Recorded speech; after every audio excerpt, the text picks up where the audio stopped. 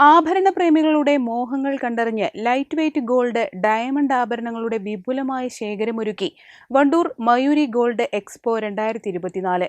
ഷോറൂമിൽ ഒരുക്കിയ പദ്ധതിയുടെ ഉദ്ഘാടനം പഞ്ചായത്ത് പ്രസിഡന്റ് VM സീന നിർവഹിച്ചു.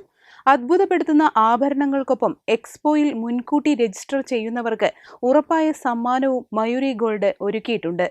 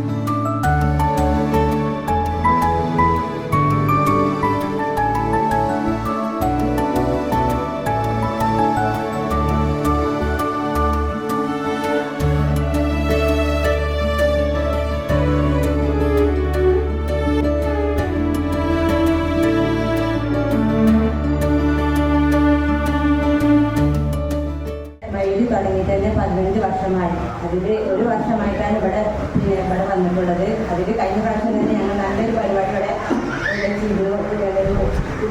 പരിപാടിയെല്ലാം ഇവിടെ വെച്ചിരുന്നു. അതുപോലെ തന്നെ എക്സ്പോ പരിപാടി പല വിവിധ ചെറുപ്പത്തെ വളരെ നല്ല മോഡലായി വളരെ വെറൈറ്റിയായിട്ട് ഇവിടെ നമ്മൾ വണ്ടൂർ നമ്മുടെ പഞ്ചായത്ത് തന്നെ ഇങ്ങനെ ആദ്യമായിട്ടായിരിക്കും ഇങ്ങനെ ഒരു സംഭവം ഇവിടെ കൊണ്ടുവന്നിട്ടുള്ളത്.